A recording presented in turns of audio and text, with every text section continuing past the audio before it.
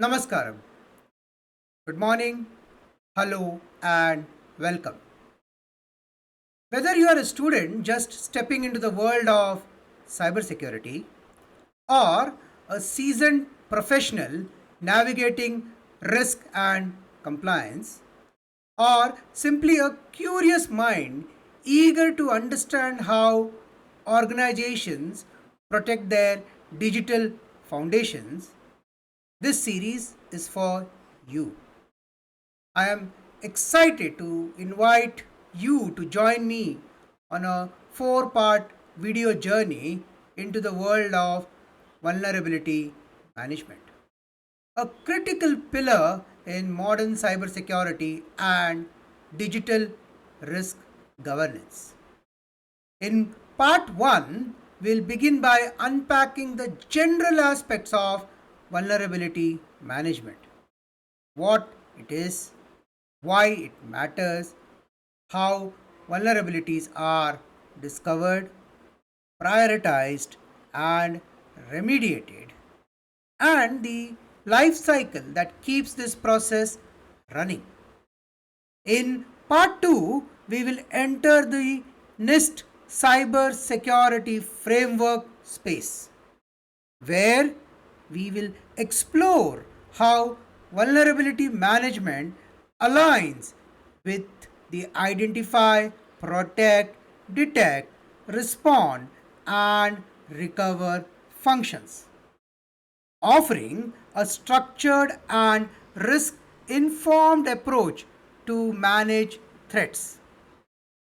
In part 3, we will turn our attention to the Open Web Application Security Project, also known as OWASP, testing guide, diving into the real world technical testing methods used to uncover application vulnerabilities, and how this tactical layer enriches your vulnerability management programs. And finally, in part 4, we'll explore the ISO 27001, the globally recognized standard for information security management system, and how it embeds governance, policies, audit readiness, and controls into vulnerability management programs. Each part will be practical, insightful, and designed to help you connect the dots between frameworks, technical execution, and strategic governance. So, if you are ready to build a deeper understanding of vulnerability management from fundamentals to frameworks, subscribe, stay tuned, and let's get started on this essential learning journey together. This is your host, Savit Vittal Salian, and this is your guide to building safer, smarter, and more resilient digital environments. Let's begin. Namaskar. Vulnerability Management, Part 1. We are going to cover multiple areas in this space as part of Part 1 series. What you have is the area of coverage, and let's go deeper into each of them. In an increasingly digitized and interconnected world, organizations are constantly exposed to a barrage of cyber threats. Among the most critical aspects of defending against these threats is vulnerability management, a continuous and proactive process that identifies, evaluates, prioritizes, remediates, and report security weaknesses in IT systems, applications, and networks. This discipline is essential not only for reducing the attack surface but also for ensuring regulatory compliance, operational continuity, and digital trust. This video explores the full scope of vulnerability management, covering its life cycle, processes, tools, challenges, and future trends, with specific attention to governance, automation, and integration into broader risk management strategies.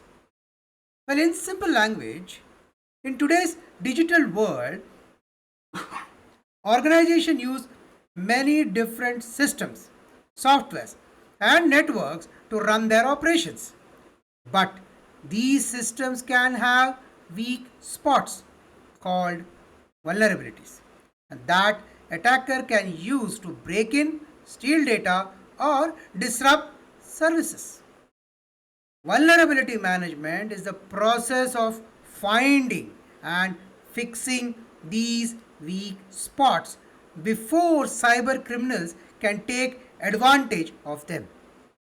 It's not a one time task, it's an ongoing effort that involves regularly checking systems, understanding which issues are most dangerous, and taking the right step to fix them. By managing vulnerability effectively, companies can reduce the risk of cyber attacks, stay compliant with laws and regulations, and build trust with customers and stakeholders. It's a critical part for any organization's cyber security program.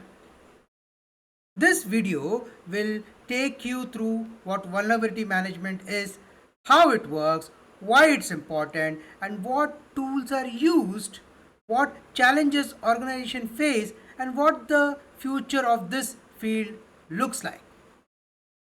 From a definition perspective, a vulnerability is a flaw or weakness in a system's design, implementation, or configuration that could be exploited by a threat actor to compromise the confidentiality, integrity, or availability of information or system. In a simple language, a vulnerability is a weakness or a flaw in a computer system or a software or a network or all of these that can be used by hackers or malicious user to cause harm. This weakness could allow them to break into a system, steal sensitive information, shut down important services, or take control of computers or devices. This or these weaknesses can happen because of things like poor coding, misconfiguration settings, outdated software, or even human errors. In short, a vulnerability is like an unlocked door or a broken lock in a digital world. If it is not fixed, it can give attacker a way in. So let's now look at the type of vulnerabilities. We have software vulnerabilities, configuration weaknesses, hardware vulnerability, or human vulnerability. In a simple language, vulnerability can come in from many forms depending on where the weakness exists. So here are some of the major types explained in a simple way. We tried that. The first is software vulnerability. Well, these are bugs or coding mistakes in applications or operating systems. A common example is a buffer overflow, where an application tries to store more data than it can handle, allowing an attacker to insert malicious code.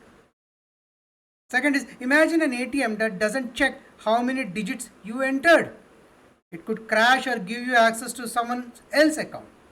So that's software vulnerability. Now, if you look at configuration vulnerability, these occur when systems or devices are set up incorrectly, often with weak settings. Example, leaving the default admin user name and password unchanged. In real world, it's like buying a new lock for your house but never changing the factory key. So it's easy for someone to open it. The next is the hardware vulnerability. These are flaws in the physical component of a computer, server, or a network device. Example, Spectra and Meltdown, where vulnerabilities found in the processor used in most computers that allowed hackers to access sensitive data from memory. Real world, think of it like a flaw in the engine of a car that let thieves bypass the ignition system. If you look at from a network vulnerability perspective, these are weaknesses in how systems communicate with each other. Example, an open port on a firewall that shouldn't be accessible to the public internet. In real world, it's like leaving a back door to your building open. Anyone can walk in undetected. The next one is human or social engineering vulnerability. These are risks caused by human behavior. People being tricked into doing something unsafe. Example, like a link in a fake email that looks like it's from your bank, leading to a phishing attack. A real world analogy, it's like someone calling you pretending to be from your company and asking for your password, and you give it to them. The next is from a physical vulnerability perspective also. This refers to the risk when attackers have physical access to your computer or data center. Example, a USB drive infected with malware plugged into a company system. Real world, think of a thief walking into your office and stealing sensitive paper left on the desk. That's physical vulnerabilities. We also have something called as zero-day vulnerability. These are brand new flaws that no one know about yet, not even the software maker. Example, a hacker discovers a new bug in an app and starts using it before its fixes arrived or patch is available. Real world, it's like finding a secret passage into a building that even the architect did not know existed. So, while I've shown the four, what I mentioned are few more in addition. The idea here is to give you a full spectrum of vulnerabilities that are possible in real world. Let's now look at some of the common sources. Coding errors, misconfiguration, legacy system, supply chain component, or zero-day vulnerabilities. These are common sources. In simple language, vulnerability doesn't appear out of nowhere. They usually come from a few common sources. Understanding where they come from can help organization prevent them early on. For example, coding mistakes or software bugs. When developers write code, even small mistake can lead to a security hole. Example, a programmer forgot to check user input, which allows attacker to enter harmful code. Analogy, it's like building a house and forgetting to install a lock on one of the windows. Think through about it. From a misconfigured system perspective, it's sometimes systems are set up in a way that leaves them open to attack. Example, leaving a remote access turned on for everyone or setting up a weak password. In analogy, it's like buying a security system but forgetting to turn it on. From a outdated software or a device or a legacy system, the perspective is old softwares or hardware often contain known weaknesses, and if it is not updated, it stays vulnerable. Example, using Windows XP today, many hackers already know how to break into it. Analogy, it's like using an old bike with broken brakes. Dangerous and not built for today's road. The next is supply chain components or third party. Organizations often use software or hardware made by other companies. If those products have vulnerabilities, they affect you too. Example, a library used in your app has a bug that hackers can exploit. Analogy, it's like buying a safe, but the lock was made by someone else and it's faulty. Human error perspective, well, people can make mistakes that often open the door to vulnerability, sometimes without realizing it. Example, an employee sends sensitive information over an unsecured email. An analogy is like leaving your car key in the ignition while running into a store. Next is poor security practices. It's like not having a clear security rule or failing to follow them creates opportunities for attackers. Example, no rule requiring two-factor authentication for logging in. It's like giving every employee a master key even if they don't need it. From a zero vulnerability perspective, these are brand new weaknesses that nobody knows about it yet. So there are no fixes. Example, a hacker finds a bug in a browser before the company even knows it. So analogy is like discovering a secret backdoor into a building that even the builder didn't know there was. Now that we understand the common sources, let us look at how do we identify it. So here is a small table which will help you start off the identification part. When it's about coding errors, you can use static code analysis tools for the purpose of identification, or you can perform manual secure code review during development phase. Not recommended. Try to use a tool because manual would be prone to errors. The third is integrate dynamic application security testing in your process. In summary, you can use a manual or an auto. Automatic is recommended. There are tools which are more advanced in nature which can help identify any coding related errors. When it comes to misconfiguration, well, you have to run a configuration compliance scan, or you can use a firewall. You can audit those which can identify if there are any ports open or configuration mismatches. You can look at your DNS systems, logs associated with it, system stress settings for unnecessary exposure. You can also use automated tool to detect any default password or open ports.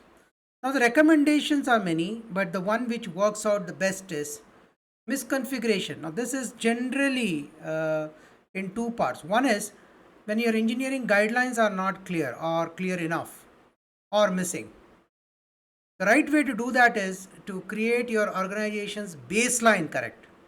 That means you'll have to get your architecture team and your engineering team come together, refine the baseline, which would factor in all the issues which could generally come in and fix it at the source. Which means you would have a configuration system in place which can be applied across your estate. You might have product based, you might have technology based, which is minimum baseline configuration that is completely reviewed by your architecture team and your engineering folks and your security team. This baseline need to be protected, which means no changes allowed into this, and if there are any changes it should be detected early and it can be fixed in. It should be fixed in actually. So the fundamental way of approaching this and the most effective way is ensuring your architecture team and engineering folks have agreed to a baseline, a robust baseline which has factored in all the security aspects of it so that the vulnerabilities can be addressed there and then.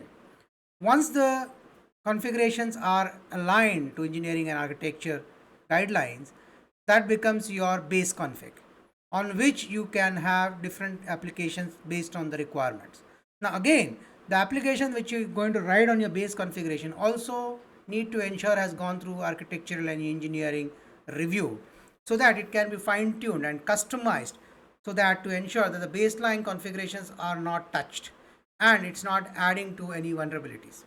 So this is a place where you issue the guidelines, ensuring the choke point is there at the start, so nothing moves away from what has been defined and agreed. The next vulnerability source is legacy systems. Now, how do you identify it? Maintain an inventory of unsupported OS and application. Run your vulnerability scan that include end of life support and software detections, which is going into hit into EOL. track your vendor lifecycle announcements for software retirement. Now, this can be addressed by your asset management process. A legacy system is defined by what's legacy based on your estate and the vendor that is supporting it. You might have a vendor who has declared end of life, but then you might have an extended end of life, or you might have a support which helps you get through it. But then having the line of sight is critical. Now, this role is played or should be played by the asset management team of your organization. They are the team who should be the first runners who alert the organization that hey, particular system is being declared as end of life in next 2 years, 1 year, 6 months, so that you can plan your strategy. Do remember, once a system is on, to decommission it is not going to be easy. If a vendor has going to declare that it's not supported in 6 months, he can, but you can't, because you have to decom your assets. It might take more than that because there are so many other applications riding on it. Hence, your agreement with the vendor, once you onboard it, also need to be very clear. You have to have that foresight to define it. So, having visibility on what's end of life, what is end of support, what is extended end of support, all of this comes into the space of asset management. I have a different video on asset management that can be referred to if that helps you in your planning. The next is your supply chain components. Now, this is a source of vulnerability for sure. To identify it, you need to have an inventory of third-party softwares and components, dependency scanning tools, review vendor vulnerability advisory and update. Now, this space should be primarily driven by your third-party or vendor management team. This comes under third-party risk management. And they are the one who are supposed to alert and inform the organization for planning, inform the architecture team, the engineering folks, the operation team. The supply chain component is a serious entry point for vulnerabilities, because a vendor vulnerability automatically is your vulnerability because you are connected to them. So any weakness on that space impacts you. And the role is very clear. The accountable party in this would be your third party management team or your vendor management team, who needs to have a governance around all your third party softwares that you are procuring. And they are the one who need to be shaking hands with your asset management team, who need to ensure that the updates are there in your assets, so that you know at any given point of time a particular vendor either is a legacy system, has become a legacy system, or there is a problem with the third party software. So there are two critical teams which need to play a role here. The next is your 0-day vulnerability. Well, how do you identify it? Well, monitoring threat incidence feedback.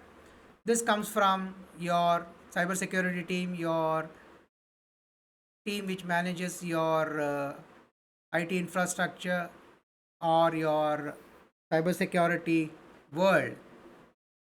That's the team which will come into play here, who are monitoring this.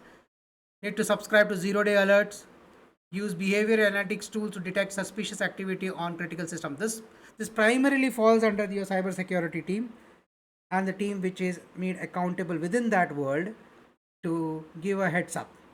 Having said that, just knowing there is a vulnerability, a 0-day vulnerability, doesn't mean anything for the organization if the vulnerability is not applicable for your asset. Now, how do you know it is applicable or not applicable? Well, it boils down to how well your database or asset management database is. If you have a good asset management database which has a complete visibility on your hardware and the software and the operating system, and you also have a very good engagement tracking of your vendors who are supporting or managing your hardware and software, then and only then you can be sure that you have a complete visibility of a particular vulnerability, if it is 0-day vulnerability and if it is applicable to you. So you see how things are connected. Your inventory management team or inventory management tools, or your third party vendor management or your vendor management organization, your third parties, your cybersecurity team, your IT management team, all of these need to come together to ensure that the sources identified as vulnerable are managed out well. Else, you have a very deep hole in your pocket. The next is understanding the role of ports in vulnerability management. Now, what are ports? Well, think of port as a doorway into your computer systems or servers. Each port allows specific type of communication like email, web page, or file transfer. For example, port 80 is commonly used for traffic or web traffic. You know it better as HTTP. Or port 443 is used for secure web traffic, HTTPS. Port 22 is used for remote login. These are basically a communication window. Okay. Overall, we know there are about 65,534 ports, and each, if open, can allow external device to talk to your system. Now think through about it, which means at minimum you have this many ports to manage. A cybersecurity expert need to know how to. Having said that, let's understand why ports matter in a vulnerability management. Well, ports are entry points. If not properly managed, they can be exploited by attackers. The vulnerability risk includes open but unused ports. Well, you have ports open, but it is not documented or why it is open. Most of the time, it is negligence.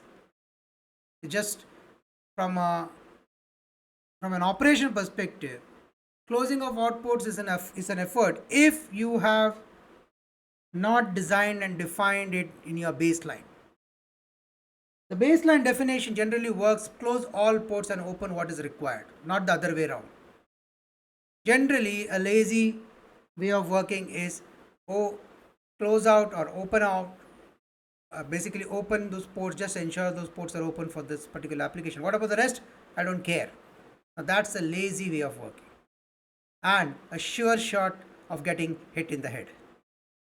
The right way to is close off all and open only that is required. Now, this is where you remember the 65,000 ports that I mentioned. Going position close all and then open only what is required. Well, hence ports are entry points. So open but unused ports, we can avoid it. Known vulnerable services that is running on ports. Example, there could be many of the services which are exploited by even script kiddies, the one who have just come out of the egg. People who want to do experiments, even they will come and attack on it, try their hands on it. Next is poorly configured firewall rules, allowing sensitive ports to be exposed publicly. Again, if this is a case when you have opened all, a lazy approach.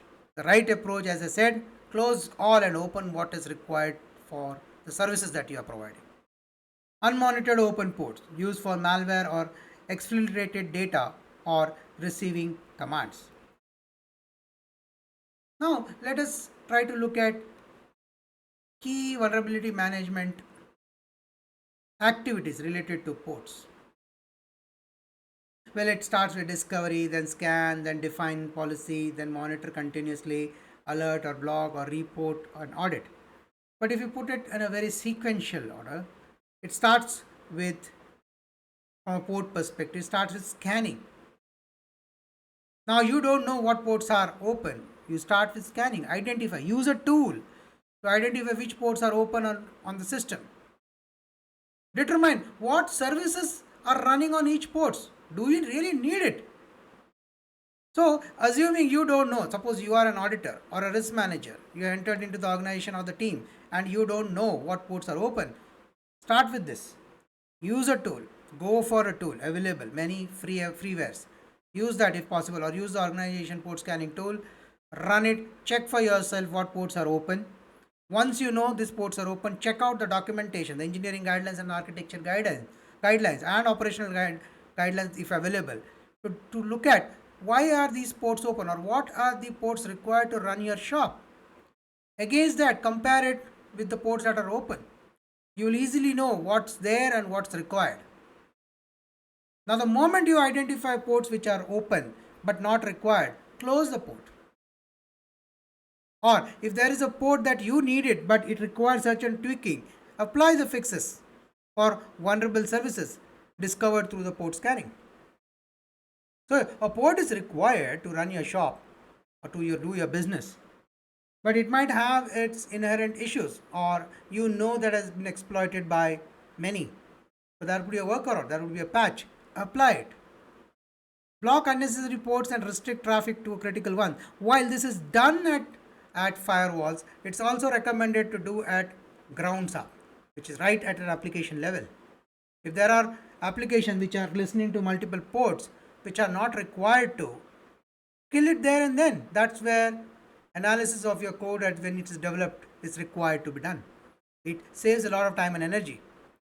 But generally people keep it, or it is found organization keep it at a firewall to do the job.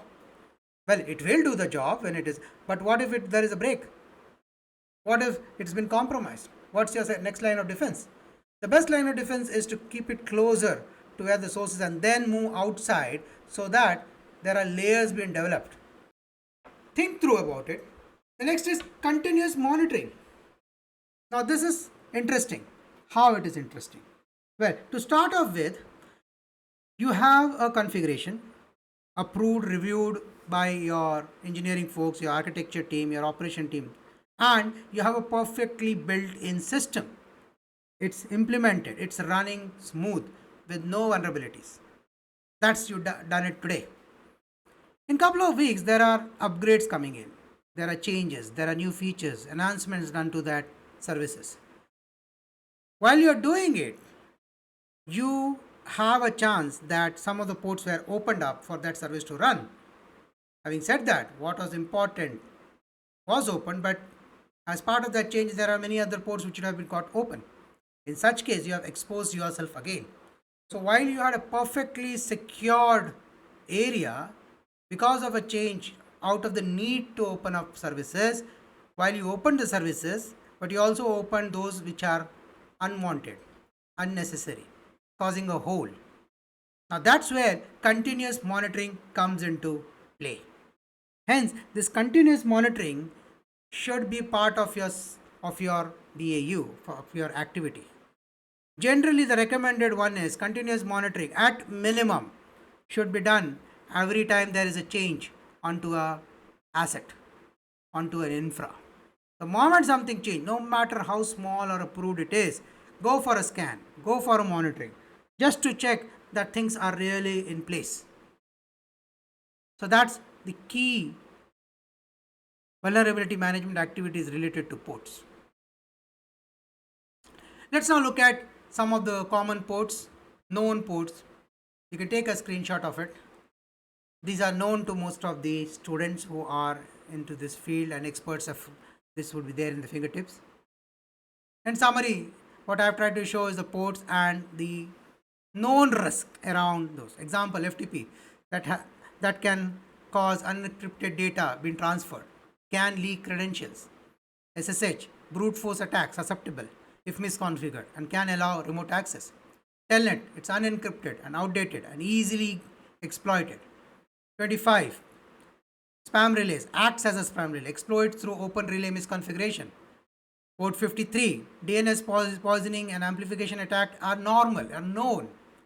HTTP, port 80, this is generally used for web app attacks and in outdated web servers. It's a host for attack. Generally, this is where it sits down. Most of the newbies in cybersecurity or trying to hack uses this. POP3, port 110, is used for credential theft, often unsecured. 135, exploitable by malware and lateral movement tools, famous for malwares. The first thing any malware developer does is just to scan this port and see if it is ready to get exploited. 139, used by Windows exploit. Example, Eternal Blue, we already know that. 143, the IMAP, used for unencrypted email access. SNMP can leak network and device info, vulnerable for spoofing. This is famous. We need this, but it also brings in a risk. So, checks and balances need to be put up in place. And so on. For any new joiners in this field or trying to understand, you can take a screenshot of this and you can go deeper in each of the port numbers and how they get exploited. This is just a snapshot for all. Now, best practices, as I said, close unused ports. Don't leave doors open for anywhere to use. Use firewall to restrict who access which ports. Regularly scan your network to detect open ports and associated vulnerabilities. Restrict critical services like SSH or RDP to internal IPs or VPN only. Now, about manual and automated port tracking workflow. Asset discovery, what happens? We identify all devices. For that, you can use tools like Nmap, Police, and so on. For port and service scanning, scan all the systems for open ports. We discussed this. We can use Nmap and so on. Baseline mapping, create the list of required ports down to the known numbers. We discussed this. Policy definition, define what port should be open for each system. Automated monitoring, continuously monitor for unexpected open ports. Alerting and enforcement, trigger alerts or auto remediation if new or unapproved ports are open. Now, this is a place where it is twofold.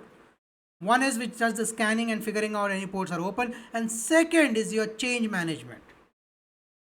Before and after, and every change which goes through, let it get reviewed against your engineering guidelines. If there is a deviation, if a particular port need to be opened, let it go through an engineering review. Do not allow things to get open just because a change is raised. Let it go through the same rigor with which you have created your baseline. You don't want to mess up with your baselines. You have taken a lot of effort and energy and time and investment to ensure that your systems are secured. Why?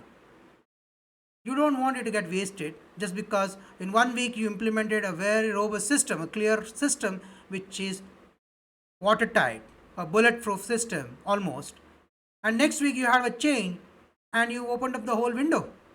Think through.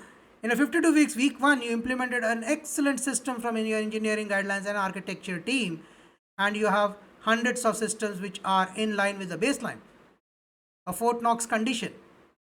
Next week, there is a change for any upgrade, for enhancement. That means week 1, Fort Knox, week 2, open for all, a circus. And you not even know about it, and it get exploited, and you review it next year, week 1, and then you say, hey, new baseline. Hey, we did a scan and we found out all the ports were open. This port were open from week 2. That means for 50 weeks in a year, you had an open system. Anyone can come in and they might have already exploited it. Think through about the situation. Yes, it's an exaggeration, but isn't that a reality? Think through how you have implemented it. Have you had a check? Did you do your checks and balance post implementation of a new change onto a system? How do you know your systems have not become vulnerable because of that one change? Do you have a mechanism against checking the baseline? Have you installed a system or implemented a system which checks for ports post implementation? If the answer is no, you know the answer. You are in trouble. Now, tools. You have many, but I just try to list out few. Nmap scans ports to identify running services. Polish, Tenable, Nessus detect open ports, maps vulnerabilities to those ports. CrowdStrike's Falcon alerts on unused network behavior, including port base. There are many, as I said. This is just at the top of the line. We have Azure file and port monitoring for automated rules, firewall management solutions. You have quite a few. SOAR platform, which is automatically blocks or alerts unauthorized port. Could be Splunk, Platform Phantom, Palo Alto, and so on. In summary, ports are like digital doorways. Vulnerability management ensures that only the right doors are open, only the right people have keys, and everything else is securely shut and monitored. How an organization can track which port it needs and which to close automatically and effectively as part of its vulnerability management and secure configuration strategy is critical. So now let's look at the next part of this series. Now, from a best practice perspective, you need to create a port usage inventory. Yes, you need that. You have an asset inventory, you might have an application inventory. Do you have a port usage inventory, which defines what are the required ports per asset class or per asset if it is feasible? That's where your CMDB or your asset management system comes into play. The other best practice is implementing network segmentation, limiting port exposure based on zones and trust and levels. This is where your firewall team comes into play, your designers, your architecture team comes into play. You need to close unused port by default. Follow deny all, allow by exception model. Do remember, deny all and allow by exceptions only. Apply the least privilege on network levels. That is, only allow necessary ports from necessary source. Test before closing. Use your test environment to validate before closing ports in production. Now, in summary, you can't protect what you don't see. Tracking and managing open port is a foundational step in vulnerability reduction. By automating port discovery, monitoring and control using modern tools, organizations can ensure only the essential doors remain open, while the rest stays locked, safeguarding their system against preventable breaches. Now, as I mentioned, let's look at the next, which is the management life cycle of vulnerability. A mature vulnerability management program is cyclical and continuous. It generally includes the following phases, which is asset discovery and inventory. In this, it's about creating and maintaining a dynamic inventory of all hardware and software assets. It's about classification based on criticality and data sensitivity. The next pillar is vulnerability scanning and identification. It is using automated tool to detect known vulnerabilities. This is where your cybersecurity team comes into play. They already would have a handshake and a system in place to know what are the vulnerabilities that's there or declared. Using external and internal scanning. The next is authentication based and unauthenticated scans. Two different ways of doing it, but has its objectives. The next pillar is vulnerability analysis and risk assessment. The first is mapping vulnerability to an asset. Do note, there are thousands of vulnerabilities, maybe hundreds related to the list of assets that you have, but do note, a particular vulnerability might still not be applicable to you. That's because that functionality you are not using in your organization. You have an asset, it provides 10 functionalities. This vulnerability is affecting a particular function and that function is not used by you. So, ideally, it's not applicable. Hence, mapping your vulnerability to your asset is key. Do note, an asset might have hundreds of vulnerabilities, but applicable vulnerabilities might be much lesser or in cases none. But to do that, your experts need to know how to map your vulnerabilities against the services and the asset and what part need to be fixed in. If you end up mapping every asset against every vulnerability, you would not run the show. You would just be running behind vulnerabilities cleanup. You need an army or you need an organization within an organization. So hence, need to be protective of your resources, smart enough to differentiate. The next is risk scoring using common vulnerability scoring system or CVSS. Now this is a specialized area. Your best, the most experienced team members are the one who are assigned this role, who understand the mapping, who understand the architecture, who understands engineering, who understand the placement of your application.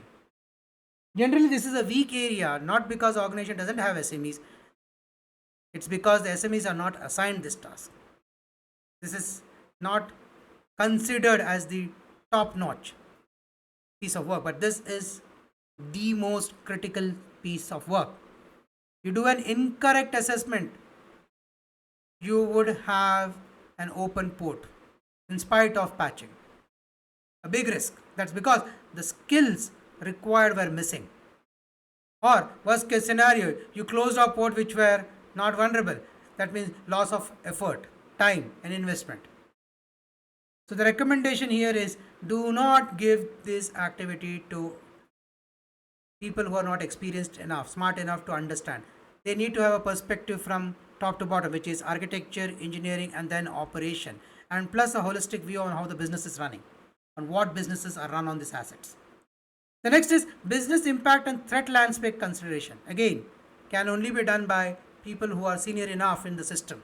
In the system, he might be a senior in experience from outside, but when he is in the organization, he is a junior from organization perspective. So you need the most technical and the most senior guy in the system who has been in the system and seen the system to be able to do this activity. Prioritization is the next pillar, wherein contextual analysis based on threat intelligence, asset value, and exploitability. It's also about use of risk-based vulnerability management tool that leverages AI for prioritization. The next is remediation and mitigation. This pillar is about patch deployment, configuration changes, or compensating controls, that is defining them. It's also about coordinating between IT operations and security teams. It's also about timely and scheduled remediation cycles. The next pillar is verification and reporting, which is about rescanning to validate the remediation. That means you implemented the patch, but how do you know you have implemented? Just because the change is complete doesn't mean so. You need a detective control to figure out whether what was implemented has actually achieved the objective or there is still a open-ended item or managed to skip, bypass. You need a control there. It's also about reporting for compliance, audit and risk monitoring. It's also about metrics such as defining them, the mean time to remediate it. In simple language, vulnerability management is not a one-time task. It's a continuous process made up of several key steps that helps organization stay protected. Think of it like maintaining the security of a building. You regularly check doors, fix broken locks, and watch for new risk. Now, asset discovery and inventory, if I go back, what does it mean? First, you need to know what you are protecting. This step is about finding and listing all the computers, servers, software, and devices in your organization. Why does it matter? You can't secure what you don't know. You need to know what you have. The analogy is like making a list of everything valuable in your house before installing a security camera. Similarly, from vulnerability scanning and identification perspective, it means you use tools to scan your system and look for known security flaws or weaknesses. Why does it matter? Well, it helps you detect problem before attackers find them. Its analogy is it's like having a technician check every window and door in your house to see if they can be easily broken. From a vulnerability analysis risk assessment perspective, once vulnerabilities are found, you need to understand how serious they are. This steps checks how dangerous each one is and what could happen if it is not fixed. Now, why does it matter? Well, not all issues are equally risky. Some may be critical, while others are low priority. Analogy, it's like discovering that one window is cracked, potentially low risk, but another window is wide open and near the street. Obviously, higher the risk. When it comes to prioritization, you decide which vulnerability to fix first based on the risk, importance of the system, and how likely it is to be attacked. Why it matters? Well, with limited time and resources, you must fix the most dangerous issue first. In analogy, you would repair the broken front door locks before worrying about a squeaky cabinet, isn't it? Similarly, for remediation and mitigation, this is a step where you fix the vulnerability, either by applying a software update or a patch, or changing the setting, or using a workaround. Why does it matter? Well, finding a problem means nothing unless you take action to fix it. In analogy, it's like fixing a broken lock, replacing a window, or adding an alarm system to prevent break ins. That's remediation and mitigation. Similarly, about verification and reporting. Well, after fixing, you check again to confirm the problem is really gone. You also document everything to track progress and meet your audit or compliance need.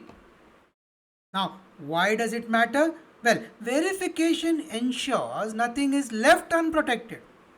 Reporting helps improve accountability and future decision making.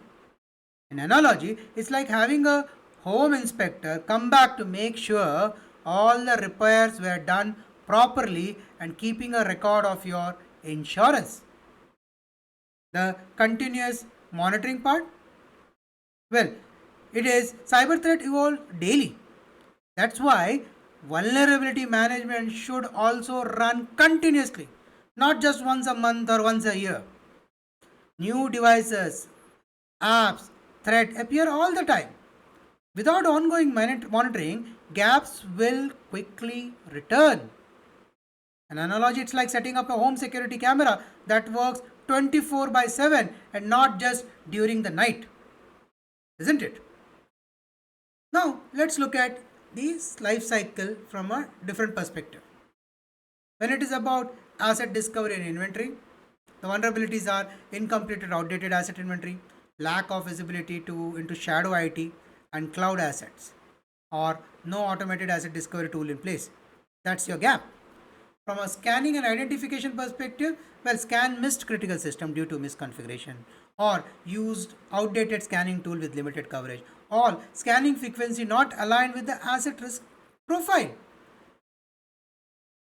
The next is from analysis and risk assessment perspective, it lack of business context and vulnerability analysis. We discussed this. What's important, what's critical, what can be taken at a later stage. That basic perspective is missing. That's a big gap. Improper or inconsistent risk scoring methodology, or insufficient threat intelligence integration into your system. From a prioritization perspective, the gaps generally are non standard frameworks or over reliance on CVSS scores without contextual data, or vulnerability affecting critical system treated equally. That means whether it is a horse or a donkey, you feed them or manage them same.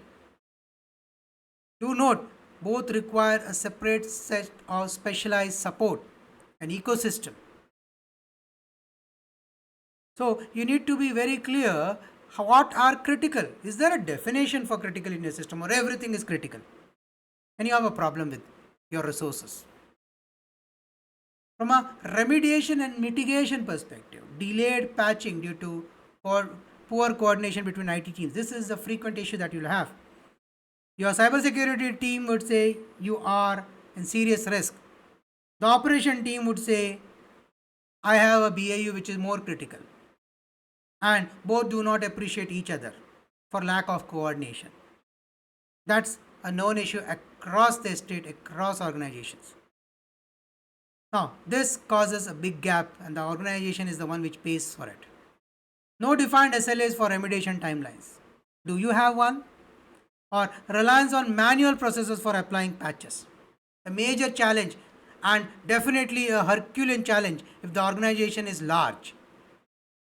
From a verification and reporting perspective, it's about failure to verify whether remediation steps were successful in the first place post implementation, or missing or inconsistent documentation for remediation action, or lack of clear reporting metrics and dashboard for stakeholders.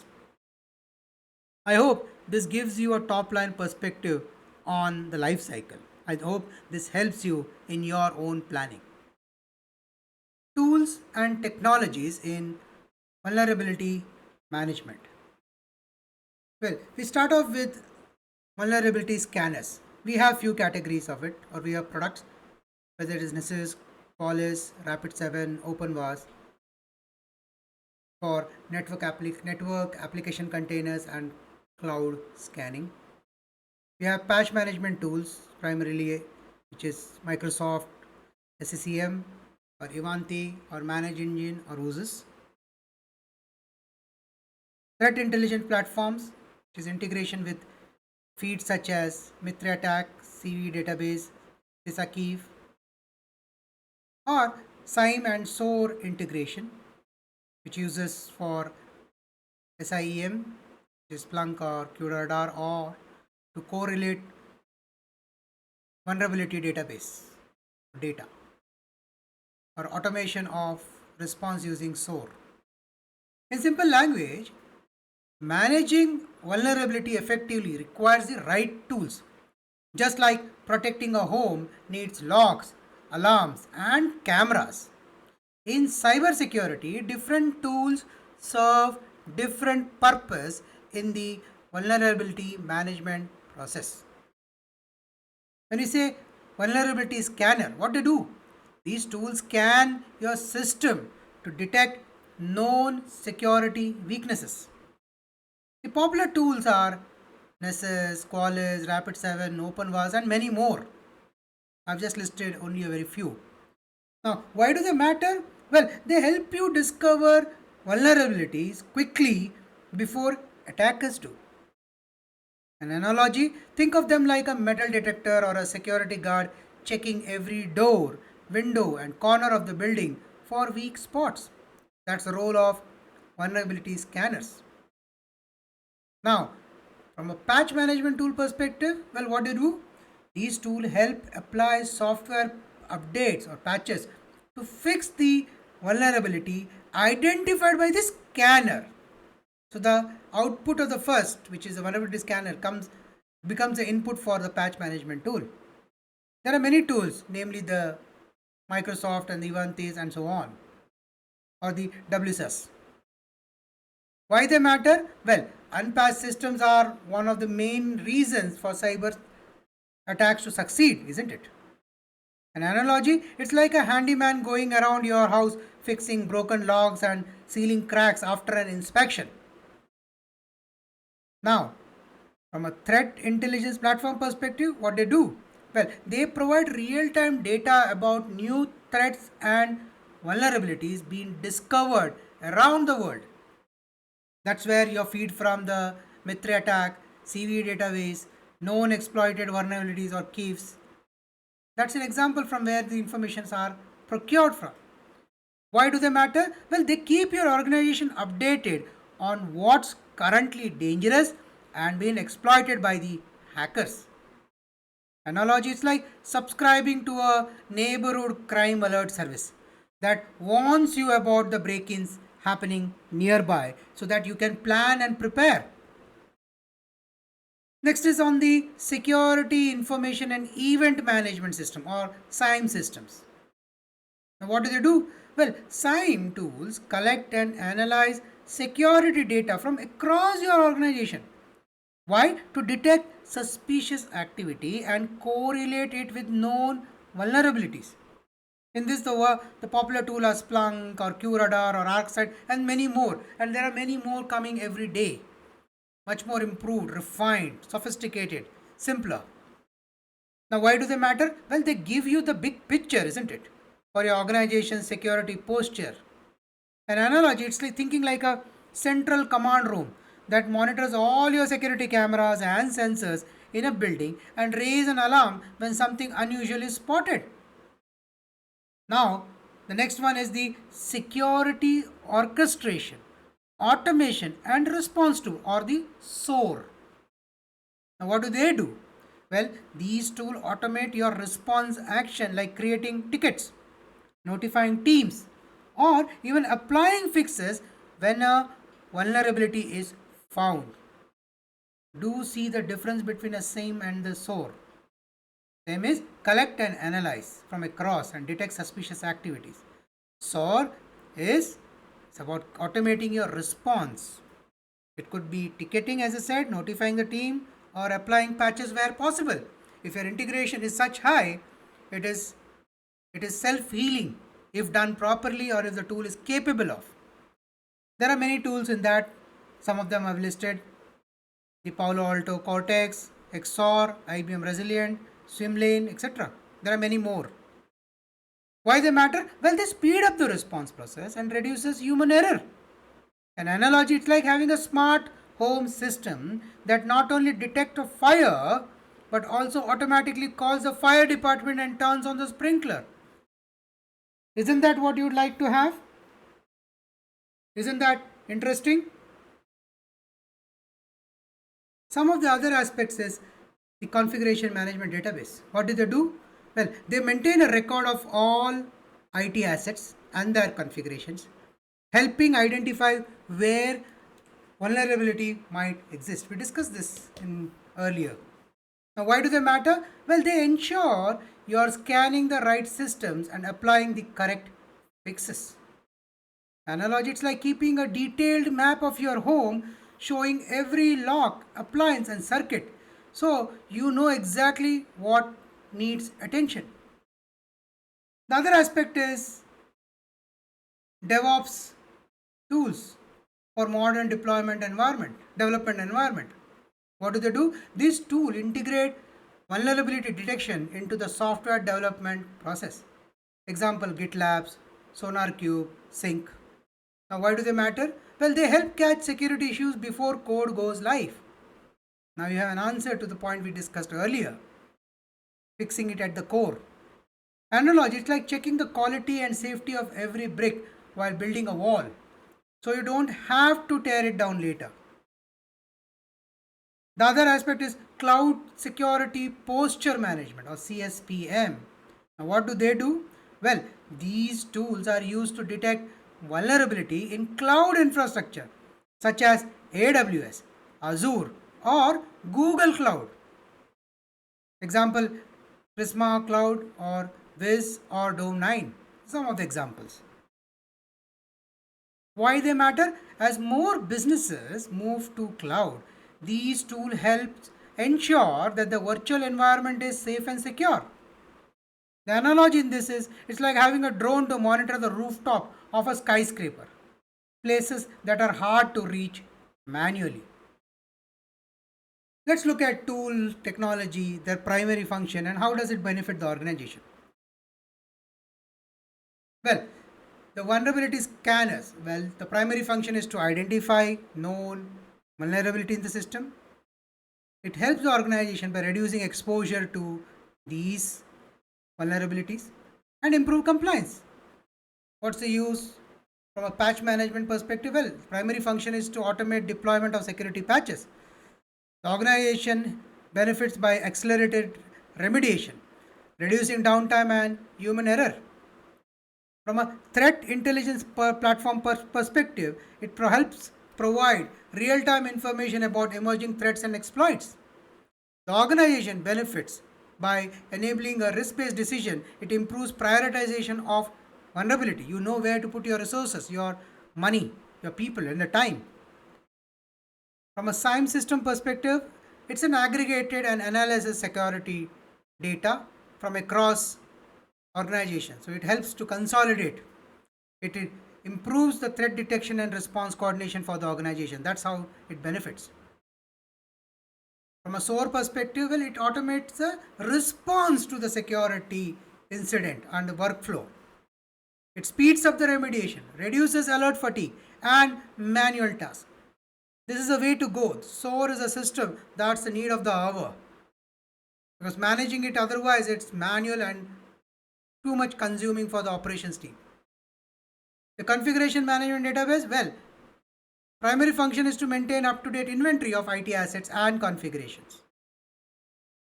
It enhances visibility and control over assets, ensures scanning coverage. That's how the organization benefits. The DevSecOps tool, it helps to integrate security into software development pipelines. It reduces the vulnerability in deployed code and support continuous security.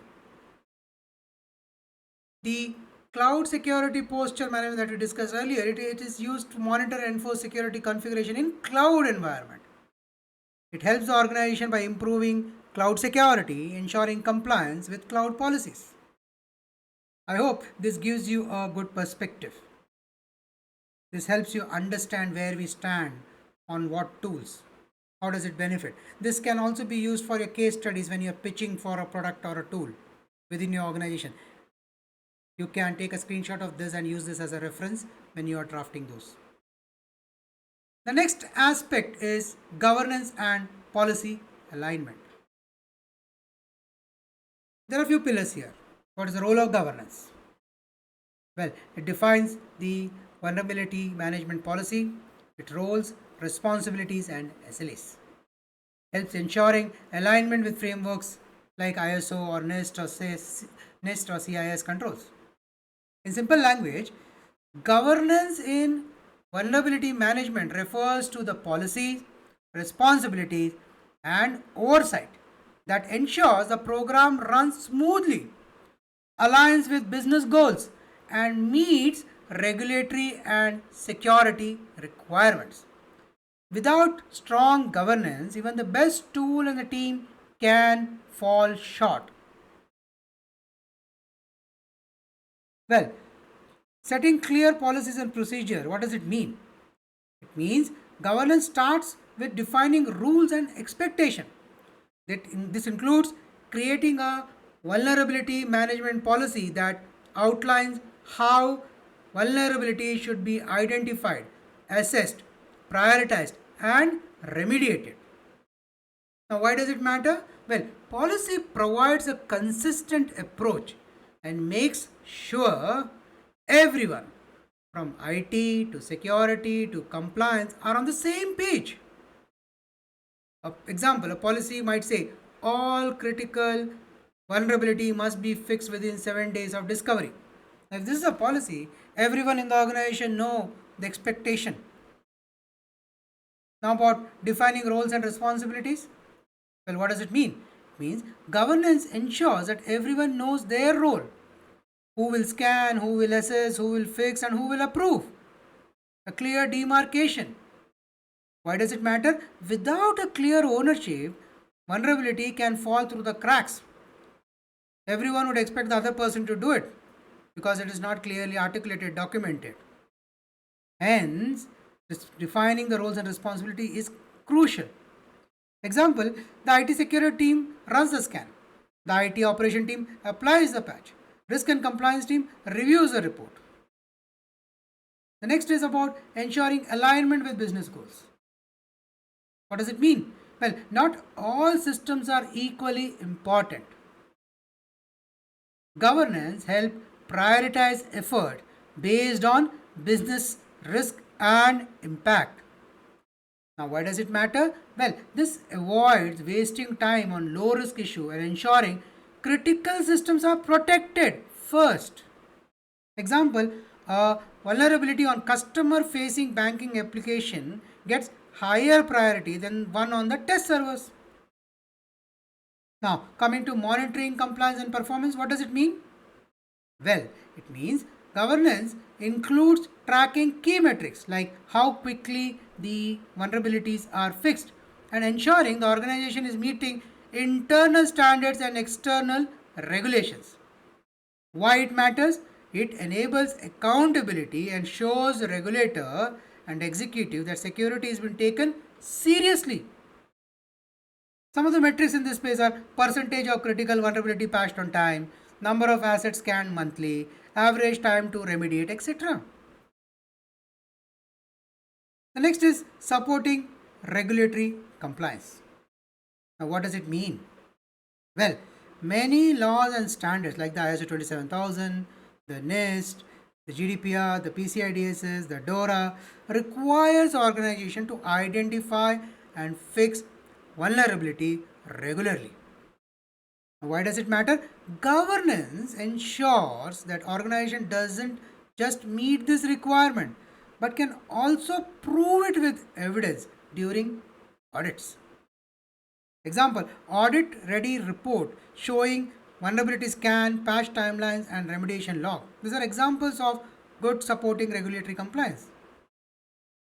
Now, next is promoting risk-based decisions. What does it mean? Well, it means governance encourages the use of business context and threat intelligence when deciding which vulnerability to fix first. Why it matters? This makes the program smarter, not just faster, fixing what truly matters instead of everything equally. Example, a medium severity issue with known active exploit may be treated as more urgent than a high severity issue without any real world risk. The next is about fostering a culture of security. What does it mean? Well, governance promotes awareness, accountability, and cross team collaboration from developers to IT to senior management. Now, why does it matter? Well, vulnerability management is not just about a technical job, it needs a team effort and strong leadership support. Example, regular review with leadership, training for developers, and integrating VM or vulnerability management into IT change management process. In summary, governance in vulnerability management acts like the steering wheel of a moving car. It doesn't do the scanning or patching, but it makes sure the whole process is going in the right direction and staying on track and reaching the desired security goals safely and efficiently. I hope the role of governance is clear with this explanation, at least to some extent. The second aspect of this is regulatory compliance drivers. We have few as a case: GDPR, which is about data protection through secure systems; HIPAA, which is safeguarding patient data integrity; PCI DSS, which is mandatory vulnerability scanning; SOX, which is about risk mitigation in financial reporting environment; DORA and RBI IT guidelines, which is about emphasizing resilience and security posture in BFSI. Well, in simple language, organizations are required by law or by industry standard. Yes, by law and by industry standard to protect sensitive information and ensure their systems are secure.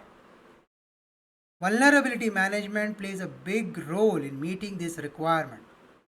Let's try to look at how different regulation and framework drive or motivate organizations to identify and fix vulnerabilities. So let's take one at a time. GDPR, which is General Data Protection Regulation from the EU. Now what it expects? It expects organization must protect personal data from unauthorized access or leaks. Now how vulnerability management helps? Well, by identifying and fixing vulnerability in systems that store or process personal data, reducing the risk of data breaches. Example, if an unbatched system exposes customer data, it could result in heavy fine under GDPR. Similarly, HIPAA, which is Health Insurance Portability and Accountability Act of US. Now what it expects?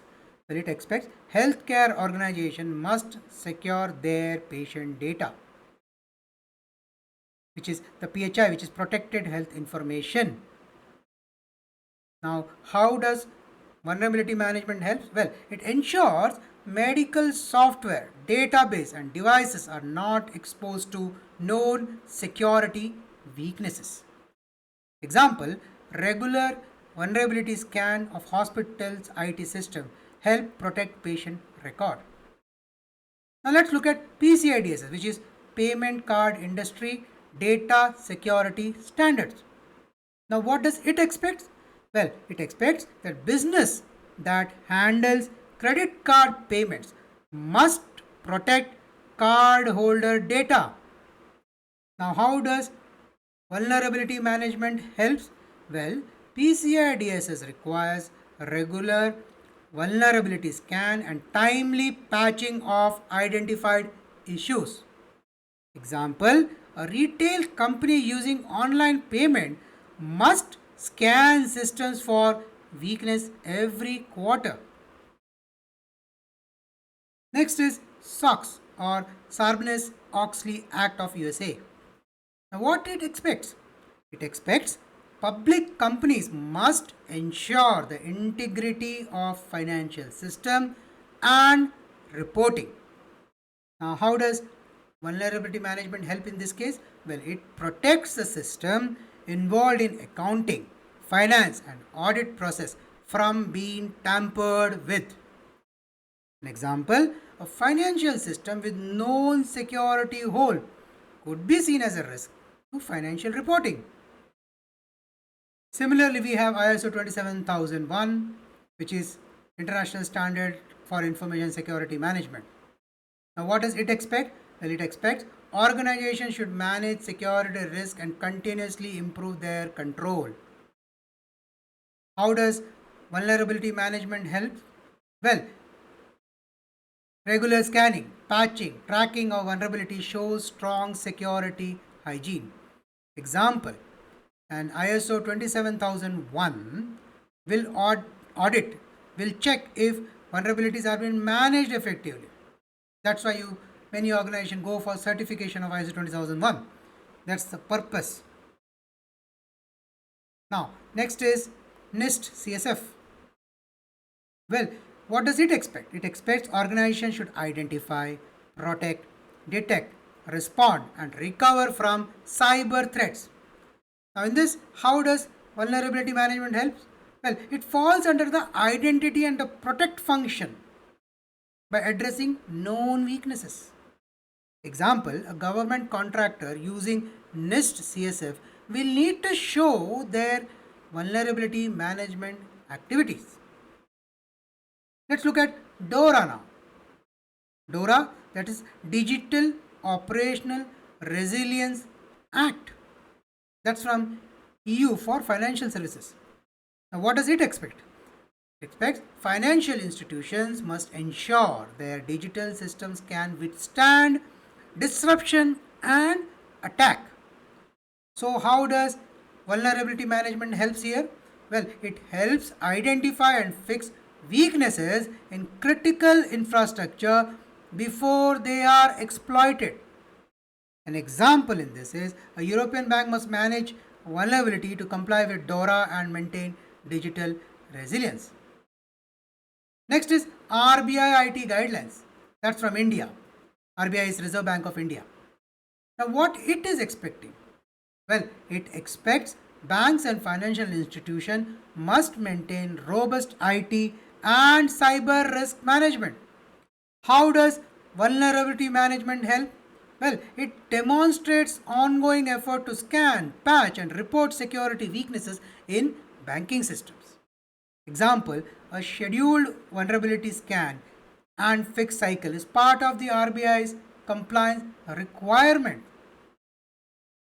Now, in summary, regulations across the world expect organizations to protect information, avoid breaches, and prove they are doing it. Vulnerability management is a core part of that proof. It helps organization stay compliant, avoid fines and penalties, protect customer trust, and show auditors they are in control.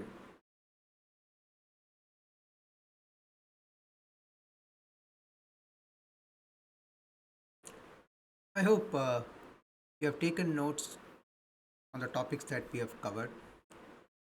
So now is the time to take a pause, think through what we have understood, take notes, take screenshots where applicable, where you think you can build on. Do remember what I have just listed are indicative points for reference.